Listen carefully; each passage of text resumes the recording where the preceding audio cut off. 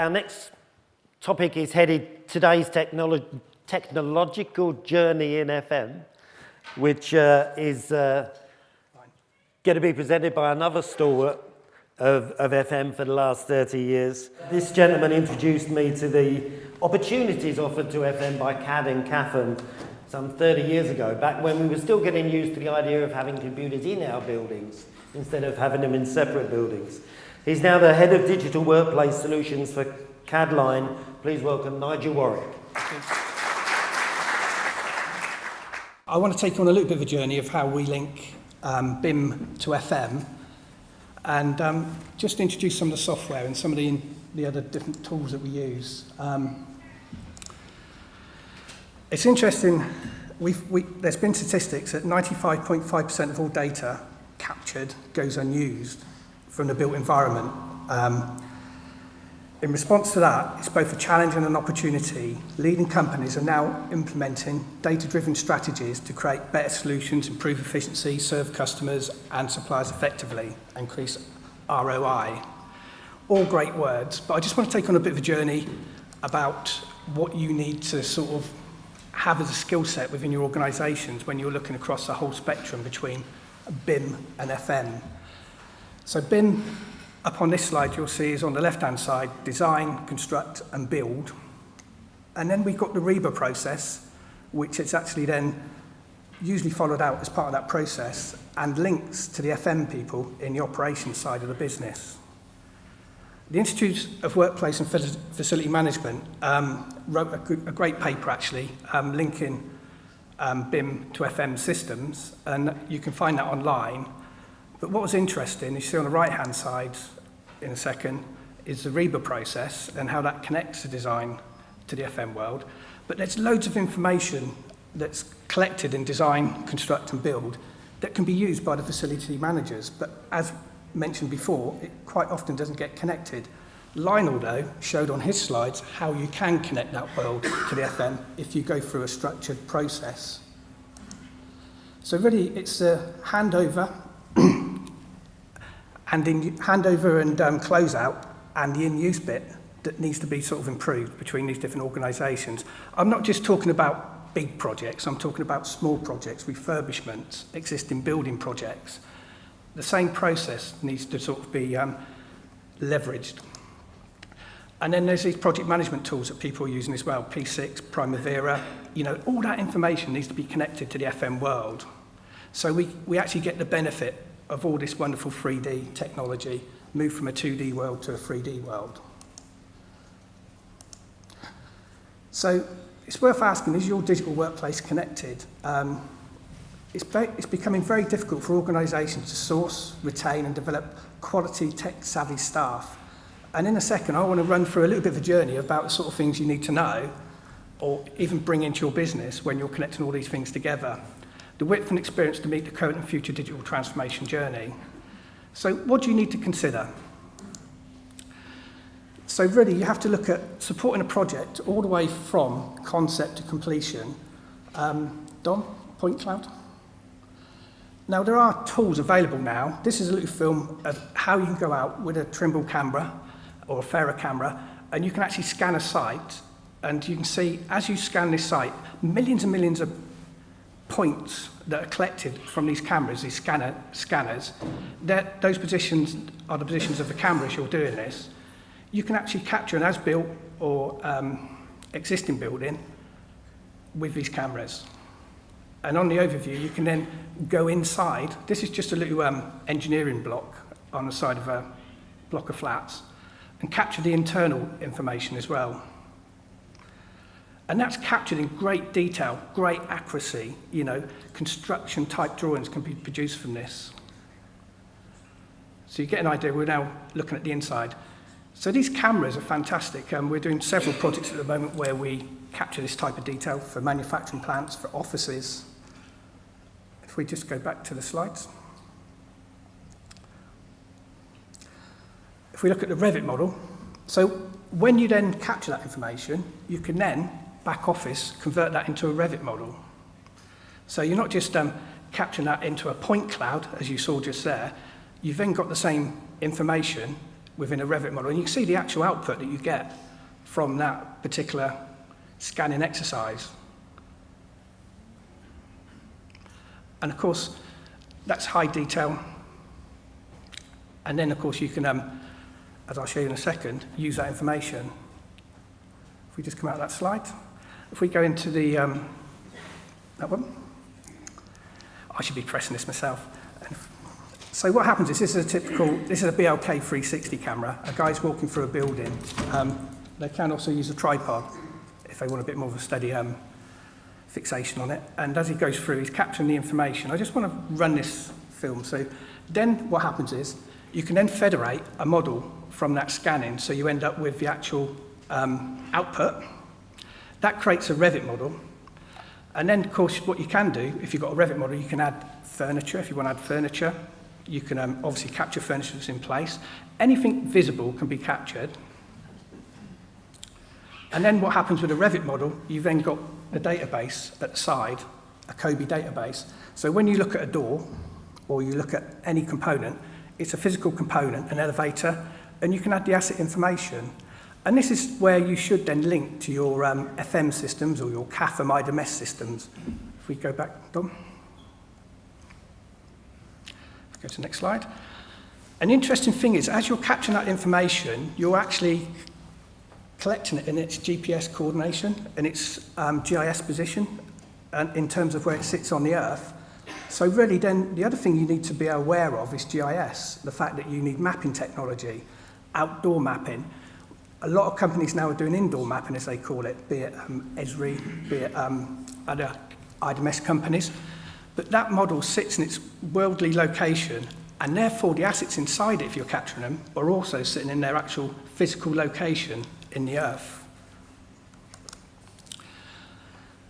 And then you need to be experts in digital workplace solutions or IDMS systems. Yes, please, Dom. And there's many of those. This is just a very simple digital wrapper. So what we're doing here, we're actually pre-IDMS. We're just basically capturing a building. And you can see on the right-hand side at the top, you've got a navigation system. So we're doing this so we can go out, we can scan a building. And what we're doing here, we're redesigning these areas. So we're actually then creating a Revit model, and we're physically redesigning these areas for the future, so that you can actually get a flavour of how you can actually design into the future, how you can have a simple navigation tool, how you can capture all these Revit models and these various other visuals. Thanks, Dom, that's fine on that one. And then link it to your IDMS systems, which have the problem of sort of talking to the 3D systems. And then the IDMS solutions, well, we all know about them, or the CAFM systems. As you can see here, BIM, I've got positioned. We've got the data connector I just showed you. You've got the common data environment, which is all the construction design, P6 type information, Autodesk products that we all use on a daily basis, and needs to be connected to the IDMS. IDMS then gives you all the different modules you probably need, including condition survey modules. Each one of these have got different types of functionality to service your needs. And that's when you're really in the FM world. I'm not going to go there, but the IDMS green quadrant, if anyone is interested in that, it's very good. It shows you all the different systems, a bit like Lionel showed you. There's lots of acquisitions going on. Autodesk recently have invested in Eptura, who have bought Archibus, Condeco, Space IQ, various other companies. Microsoft are pushing out their own sort of boundaries in these type of things. But whichever system you've got to have an implementation mythology. I'm not going to go through that, it's pretty boring, but it's a way that you actually roll these systems out and link to Lionel's world. But ultimately, this is what I call a Lego diagram. You've got to look, when you're talking about assets, and I'm talking about the asset ecosystem, you've got to look between BIM and FM. You've got to sort of position your systems, your GIS systems, your CDE, your Autodesk systems, your digital scanning, your digital twins, which we'll go into in a second, and also your IDMS systems. I'm keeping an eye on that little green button down there, make sure it's not gone yellow. Well, insert. So you can map this out. You can do a little process, the current state analysis. You can do a future vision, a roadmap. And you can actually do a discovery project, you know, with some of the new technologies. You don't need to put your big feet in. You can put your toe in the water. You can convert that into a system diagram, start looking at your asset data environment, how you're going to use it. And equally, just going back a slide, specialised intelligence, Lionel mentioned that. It's really how do you pull this information through from disparate systems into one single system. So you need to be experts in these AD environments. You need to be experts in all these point solutions that are available to you. Specialised intelligence, it's a framework. This is where you can use BI tools. Yes, please, Dom. And without choosing any one system, you should be in a position where you create your own dashboards. So here I'm just going to drill into a building. And you should see the information either through your IDMS system or through your BI tools.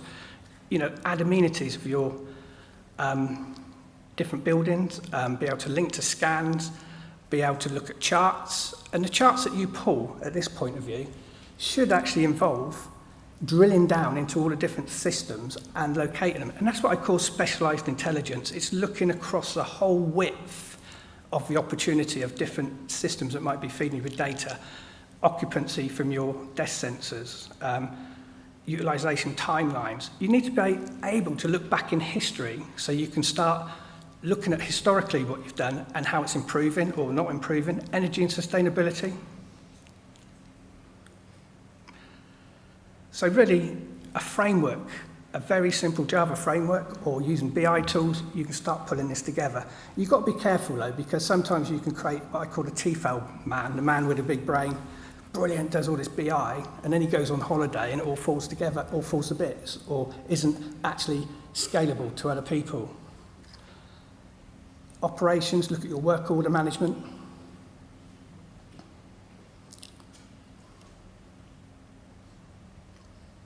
Compliance, and it goes on. Thank you, Dom, that's fine on that one.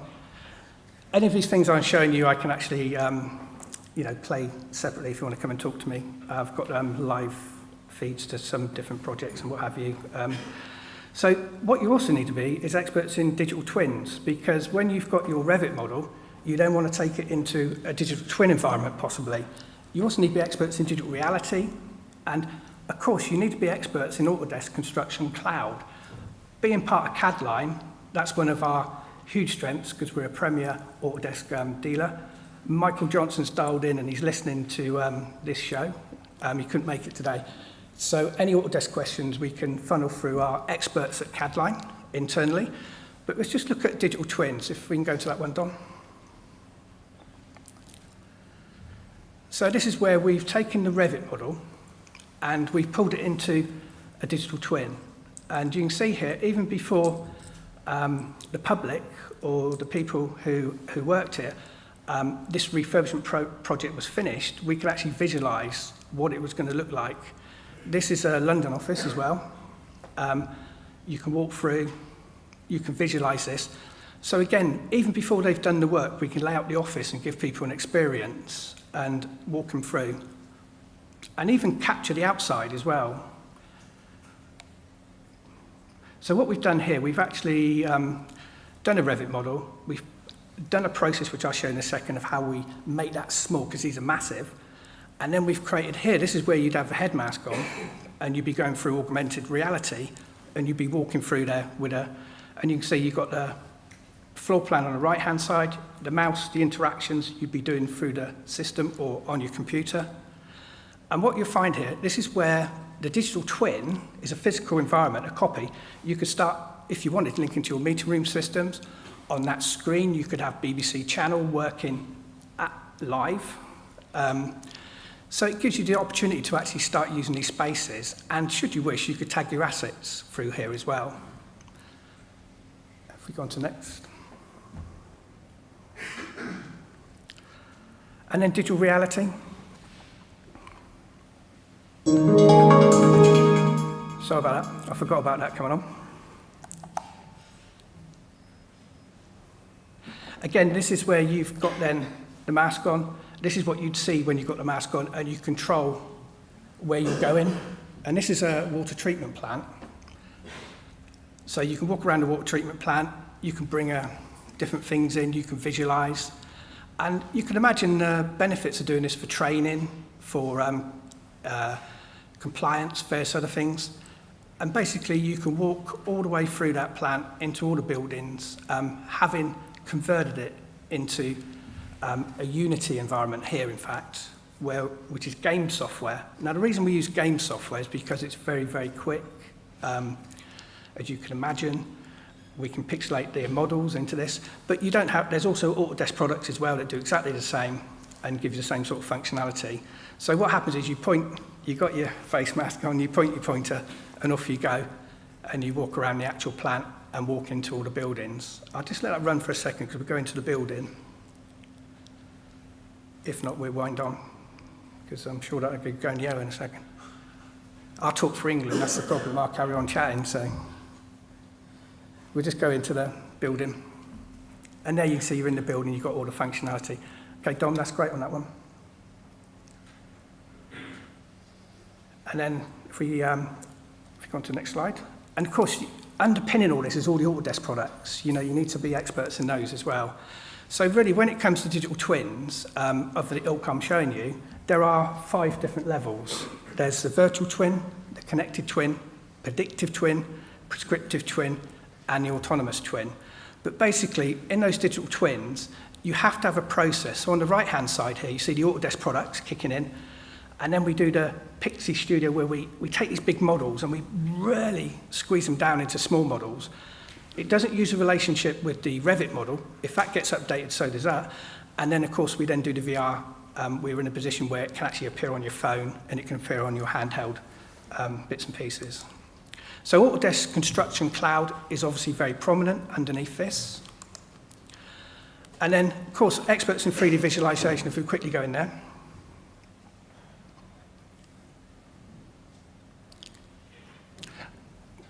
And this is where you can then, on the diagram I showed you before, Internet of Things. So this is just a plant sitting in a desert, and the digital twin is we're actually then linking to the Internet of Things. You're actually tying in the physical sensors from these different devices so you can monitor them all around the world. If you imagine the GIS bit, you're looking at the world, you get an alarm go off, you can then drill in, you can see where that problem is. And you're doing all that through the actual digital twin. And you can see how clear and concise this is. And we're doing many, many projects like this now for sort of manufacturing and also in office environments. Thanks, Tom, that's great. And just go to the next slide.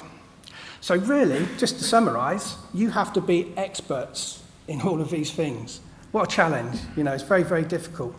Lucky I've got a few miles on the clock, so I sort of worked across a lot of these areas. And we haven't gone into space planning and various other things that you need to do also when you're into the IDMS systems. So it's quite a challenge, quite a heavy thing to do. So, thanks very much. Anyone got a quick question? Yes, at the back there, sorry. Just when you talked about the Reba stages, right at the beginning, Yeah. and you mentioned the final 2 stages that you involve FM. We've worked with clients previously where, if I'm honest, FM needs to be involved in that initial stage as well, right now from concept, this is what we want to do, because, again, we can show our hands in this room, who's had to deal with something that's been put in, and then we've been told you've got to look after it. And just sort of picking up on that really good point. Yeah. FM needs to feature each of those steps. Some element of space in very small amounts, but it does need to feature right from the idea through to otherwise what happens is we end up with a box full of O&Ms. Exactly. Exactly, and the contract's finished for whoever's done the O&Ms, they're off and got paid. You need to be at the party really early and be invited in the party really, even from a strategic planning point of view, where the board are planning whether they're keeping offices, getting rid of offices or refurbing. You need to be involved in that process. Absolutely. I think it's happening more now, though. I think it's happening more. Although there is a building, we were talking about Saudi Arabia, there is a building being made at the moment which is moving so quickly, there's not always time to do these things. You know, it's no one's fault. It just means try and get in there early and get involved. You know, I blame the architects. Okay. We all blame the architects. Any architects in the room? Please, a big thank you for Nigel Warrick. Thank you.